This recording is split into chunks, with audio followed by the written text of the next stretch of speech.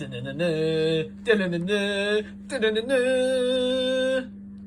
TV. How do, guys, and welcome back to Edgar TV. And today what we're going to do is we're going to discuss and we're going to have a little bit of a debate and a little bit of an explore into the darts GOAT. Who is the Chris Jericho of darts? Now, there's lots of different theories for this. I'm going to offer you a new one today, and this purely is just a piece to the puzzle. So Dave, who's 40 years old, sat in his mum and dad's box room with his Marvel pyjamas on. This is not me giving you the answer. This is me giving you a piece of the jigsaw puzzle. So don't quote me. This isn't the full thing. This is not scientific. This is me just offering you a theory. See what you think to this. And it's down to equipment. So side by side here, we've got a board that Phil Taylor would have played on, next to a board that Michael Van Gerwen would have played on. And we're going to explore the two, see if there's any difference in the equipment, which I think 19 years apart, we're safe to say there will be. So the first thing we're going to look at is side by side. This is a 2001 World Match Play board.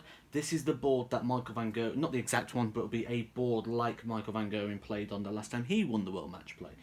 Now the first thing you'll easily see is the wires are so much thicker on here. And we've actually done the measurement on this already, and it is 1.5 mil on the wires on this one, 0.4 on this. So 3 times bigger wires on this board. But there is a curveball. These ones actually move. So you see here, there's a bit of play. See it moving there? So there's actually play in the wire, because rather than the wire being embedded in a spider wire underneath the board, it's stapled into the board.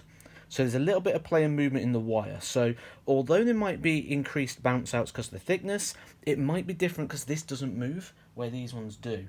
The other thing to look at is this 25 here. All the wires are connecting into the 25, which means we're losing surface space. So really, if we add all that together, we probably lose about that much of the 25 as well. So first inspections, this board is going to be harder to play on than this board. Let's get some measurements, see exactly what we're dealing with.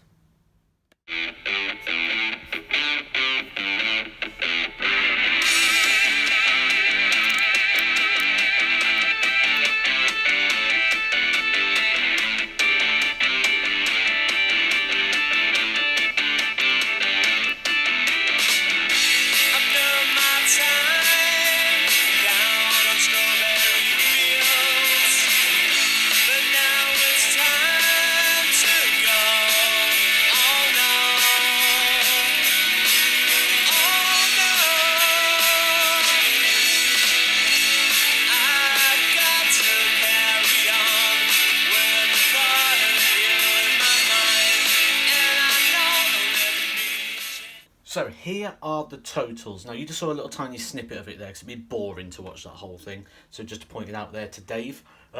So first thing, 2001 board, modern board. Trebles, doubles, wires and staples, this is the difference. So 8.7 was the average over all 20 segments, against 9.4 gives us a plus 0.7 advantage on the modern board. On the doubles, we've got a plus 0.6. On the wire, we're gaining 1.1 because the thickness of the wire is much, much smaller on the modern day. And also, we've got to account for the staple, which 3mm a staple, because we've got half on each side of the treble, to nothing. So actually we've also got minus 3mm there. Ignoring that one at the moment, working on just these two, that means the modern board is 7.5% bigger on average than the board in 2001. So 7.5% bigger surface space on doubles and trebles. How does that relate to head-to-head sort of stats and averages? So we're using the year that board is from, 2001, against Michael Van Gerwen's last World Match Play win, which is 2016. We've got the peak average, the average and the lowest average. Phil Taylor down this side, Van Gerwen down this side. This is the difference. Van Gerwen plus 2.86, plus 1.97 and plus 1.1. So Van Gerwen beats on all of those stats. But how do they relate into a percentage? Well, the peak average, is 2.7% bigger. Number 2 is 1.92% bigger, and number 3 is just a little over a percent. So using this theory, we would say Phil Taylor is better working on board space, because using just purely board space, Van Gerwen is only anywhere between 1 to nearly 3% better on these stats. But curveball. That would mean, using this theory, Michael Van Gerwen would need to have averaged about 108 over the entire tournament to use this base as an actual thing. So realistically, what I'm doing is I'm busting my own theory. Forget everything you just watched. Just subscribe to Edgar TV. Edgar TV. If you like watching research videos where we completely disprove our own theories, click right here on Edgar TV. But I'm still going to say Phil Taylor was better. Sorry, Michael, I know you watch sometimes. Subscribe to Edgar TV.